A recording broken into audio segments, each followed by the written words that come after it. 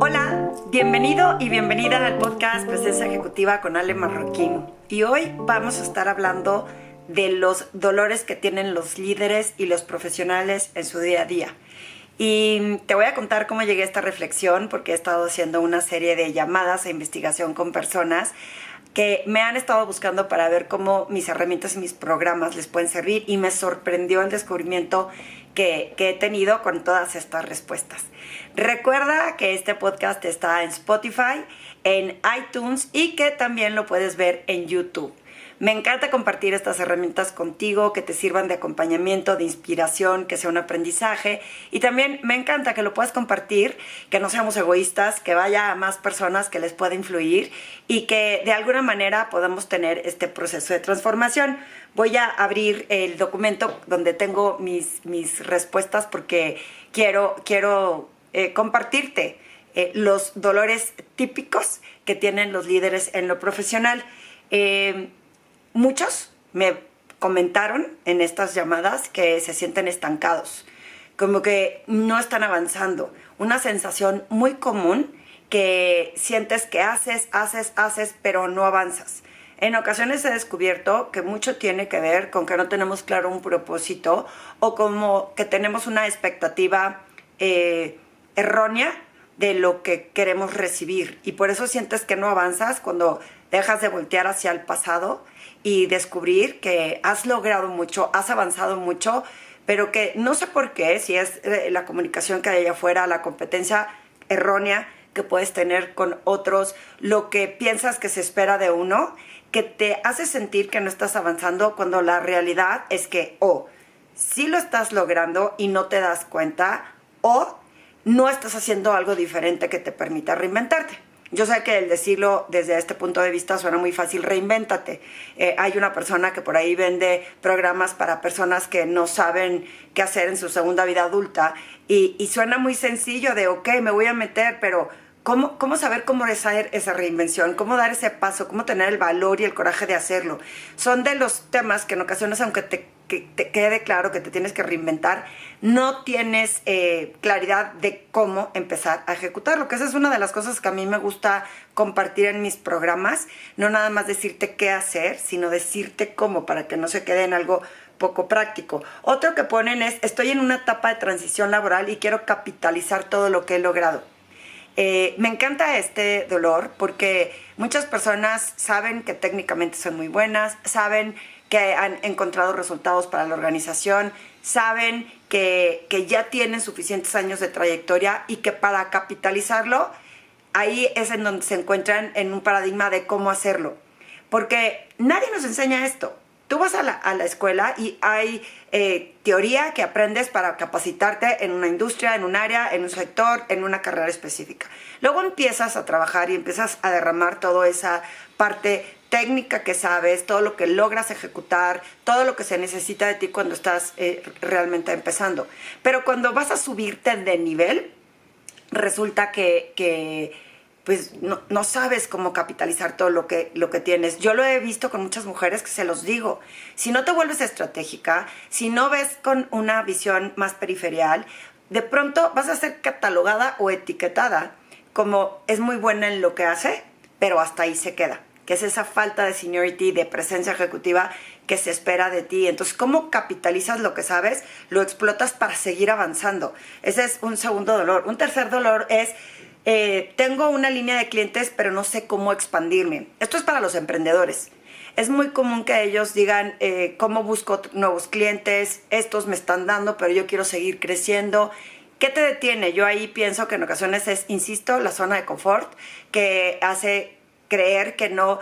Es que estos puntos ciegos que nos limitan a ver esta zona periferial a la que nos podemos enfocar a hacer cosas diferentes, cuando tenemos éxito nos agarramos y nos enconchamos en lo que sabemos hacer bien, en lo que nos ha funcionado, y de repente no entendemos cómo expandirnos. A mí me ha pasado que digo, ¿a quién más le hablo? ¿A quién más le ofrezco mis productos?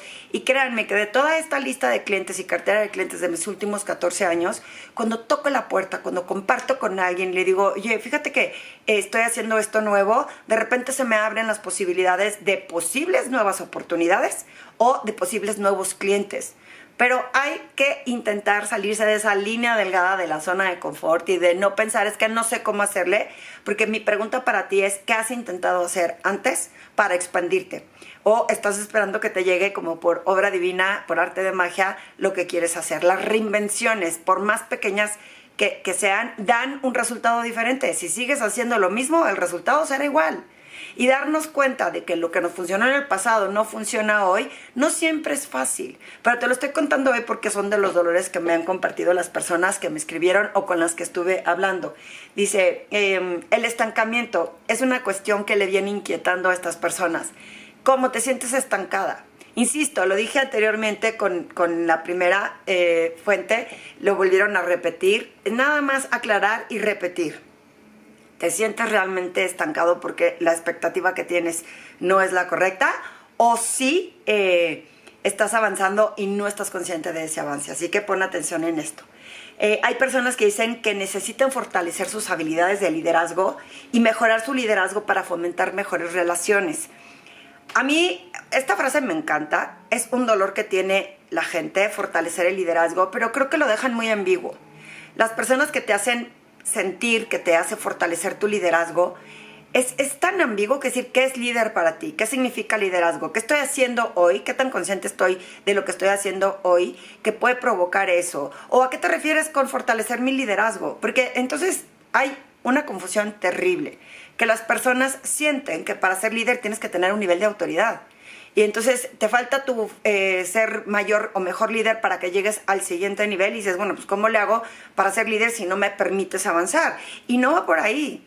Tu liderazgo tiene que ver con cómo influyes en otros, con cómo comunicas y conectas con la gente, cómo conectas para generar esa lealtad, cómo influyes a través de la comunicación para hacer que las cosas sucedan, cómo provocas confianza para que otros confíen en ti y se genere esa cohesión en los equipos. No sé la cantidad de personas últimamente que me hablan y me dicen, Ale, es que mis equipos no me hacen caso, hacen lo que quieren, es porque son millennials o porque son de generación X. O sea, todo le ponen una etiqueta sin darse cuenta que el reflector siempre tiene que ir volteado hacia adentro. Entonces, para fortalecer tu liderazgo hay que entender qué es lo que estás haciendo hoy y qué para ti es liderazgo o qué es lo que quieres entender por fortalecer tu liderazgo, porque es ambiguo. Yo puedo decir que soy súper buen líder en mi casa, pero a lo mejor no soy una buen líder en mi organización. Entonces, ¿qué significa liderazgo? Es cómo hago que las cosas sucedan, impongo o no impongo, cómo conecto con estos seguidores que van a hacer las cosas que yo les diga para generar resultados para la organización, no para mi propio reconocimiento, que es algo muy típico que sucede. La gente que se siente invisible, como por eso abrí esta masterclass sin costo. Hay mucha gente que se siente invisible porque es la que levanta la mano y no le hacen caso, o porque siente que cuando sí puede hablar, no toman en cuenta sus comentarios, toman en cuenta las ideas de otros, porque de pronto dicen, oye, ¿por qué a fulano sí le aumentaron el sueldo, a mí no? O sea, ¿qué es lo que está sucediendo para que a otros los consideren? Los clientes le cierran a cierto tipo de personas y a mí no. Y esa sentirte invisible es frustrante y es desgastante, porque lo empiezas a hacer existencial. Pero aquí tenemos que hacer un análisis de conciencia de realmente, por eso me encanta mi metodología, porque la he probado en el tiempo, la he probado en mí, cómo vas construyendo esa confianza en ti mismo, cómo vas manejando esa comunicación para influir, cómo vas manejando y observando tus emociones y las de otros, y cómo te vas frenando ante la poca conciencia del impacto que tienen tus acciones en ti, en otros, y qué retos te estás autobloqueando tú mismo para no alcanzarlo. Esa reinvención con una definición de propósito es lo que vemos en mi método de Veritas. Déjame te digo quién más está. Dice, veo liderar al personal sin entrar en conflicto. El conflicto sale muy seguido. Mejor me quedo callado o callada para evitar un conflicto. Desde, es que no voy a pedir un aumento de sueldo porque ya he visto que están recortando gastos. Desde, es que le quiero decir a mi líder que estoy súper comprometida, pero que no puedo ir a lo que el líder me pide. Y sin embargo, él piensa que no estoy comprometido, que soy reactiva, que no me interesa. ¿Y cómo se lo digo? Porque es el líder. O sea, tener esa comunicación hacia arriba es complicado. Evitar el conflicto desde un compañero que a lo mejor está haciendo el proyecto junto contigo y lo hace completamente diferente a como tú esperarías, y tener que tener esta conversación la evitas, y entonces se vuelve una carga de que lo agarras personal, de que ya no conectas con esa persona y se ve mermado el resultado de lo que estás tratando de emprender. ¿Cómo el conflicto? ¿Por qué queremos a fuerza que cuando vamos a hablar de algo tenga que haber un conflicto? Tenemos que tener la certeza de que lo que estamos diciendo tiene un fundamento, tiene un sustento, que no viene desde las emociones, y que tengo todos los hechos. Entonces, hablar con las personas, hablar con líderes que tienen más autoridad contigo, no necesariamente es un conflicto. Y sí va a haber ocasiones en que tengas que tocar temas, que los pongas sobre la mesa, en donde posiblemente a la otra persona no le encante. Pero tienes que entender que cuando a otra persona, mientras tú cuidas las formas, mientras tú supiste que esto es para agregar valor, que es para un bien común, que tengas esta forma directa y claridad en lo que estás diciendo, sí a nadie nos gusta que nos digan en qué nos equivocamos. Entonces probablemente sí se moleste o se inquiete, porque somos humanos, pero no tiene nada que ver contigo, tiene que ver con el problema que tiene la otra persona en salir de esa zona de confort, o en entender que se equivocó y que tiene que aprender. También es tu papel como líder, si es que esa persona lo está percibiendo de esa forma, que cuides las formas, que cuides el cómo se lo dices y para qué le va a servir, what's in it for them, para que entonces se vea con que aunque no me guste y me incomode, pues sé que tiene que ver con un bien común. Es sumamente complejo, es de práctica, es de llevarlo herramientas, pero es algo que sucede mucho y muy común. Hay otras personas que me escribieron para decirme, me da miedo hablar en público. Recién tuve una llamada con una mujer extraordinaria que es súper joven. Amo trabajar con la gente joven. Tiene unos 10 años de experiencia profesional, pero pues obviamente comparado conmigo es súper joven. Y tengo otra cliente de esa edad que me emociona mucho ver su empuje, sus ganas de aprender, que no sienten que ya lo saben todo porque son jóvenes. Y me decía, o sea, me intimida muchísimo pararme a hablar en audiencias, me intimida un poco que sea gente de autoridad, que tiene mucha más experiencia, y entonces el simple hecho de tener en la mente esa idea de ellos ya tienen experiencia, yo qué puedo ofrecer a mi corta edad. Me pasó a mí muchísimas veces en el entorno financiero, y le decía yo, como yo soy muy blanquita y me puedo poner roja fácilmente por el color de mi piel, porque seguramente alguien con la piel más oscura también se le fluye la sangre por el cuerpo, pero a lo mejor se nota menos, ¿no? Entonces a mí es como muy obvio y se me ve toda la sangre correr por el cuello. Y miles de ocasiones me sucedió en mi época de juventud, y yo, obvio, hubiera querido y me hubiera encantado tener estas herramientas, porque entendí que el miedo escénico a hablar en público tiene que ver con una falta de reconocimiento propio y con una posible expectativa de lo que otros puedan pensar de ti. Si tú te enfocas en agregar valor, ese miedo escénico se pierde y se vuelve un disfrute total poder conectar. Entiendo que hay personalidades, entiendo que hay personas que por su misma el típico cuando hablas de extrovertido e introvertido, y que hay gente que de verdad le cuesta trabajo y son personalidades. También hay que entender quién está hecho para un escenario, quién no, pero cuando tu chamba lo requiere, cuando tienes que hablar, perfeccionarlo de la mejor forma que puedes, se puede lograr y puedes transmitir un mejor mensaje. Entonces, ese tema me encanta, porque aparte me encanta contar historias, me encanta conectar con la gente y me encanta llevarlos a un lugar en donde sepan que ese miedo escénico se puede difuminar. No quiere decir que nunca vas a sentir la adrenalina y el nervio de hablar a grandes audiencias. A mí me sigue pasando, pero sé que es un momento de emoción, de la adrenalina de estar ahí, y que luego se puede perfeccionar. Y el miedo que tenemos a hacer cosas es algo muy presente, muy común. Escuchamos demasiada información, le hacemos caso a demasiadas personas, le cedemos nuestro poder a lo que otros opinen o digan de lo que vamos a hacer. Y en ocasiones, cuando tienes esta seguridad de decir cómo le hago y que pides apoyo, pues obviamente tienes que escuchar y aprender a discernir entre lo que otros te dicen y lo que tú quieres hacer. Tiene que hacerse un trabajo interior súper, súper detallado de qué es lo que quiero, por qué lo quiero hacer, por qué estoy aquí, estoy para ofrecer valor o cuál es mi intención, ¿no? Muchísimas personas confunden ese miedo de animarse. Es porque yo me acuerdo que tengo una persona cercana que quiero mucho que me decía, es que cuando quiero hacer algo ya resulta que esa idea ya estaba, ya se le ocurrió a alguien más. Entonces, en esa búsqueda de ser único, pero único con la idea, vivimos en una época que difícilmente podemos generar ideas extraordinariamente diferentes. Vivimos en una época en que el valor que tú le impregnes a lo que haces es suficiente para hacerte único y auténtico. Pero si seguimos buscando la idea que a nadie más se le haya ocurrido y hasta que no la tenga me voy a aventar, ese es el miedo de no ser suficientemente atrevido, ahí tenemos un problema. Tenemos que tener esa claridad y entender realmente, perdón, por qué estamos buscando algo. Otro de los últimos miedos que les voy a compartir hoy, cuando la gente comunica, no solo el storytelling, ustedes perdonen, cuando la gente comunica, ¿cómo vende?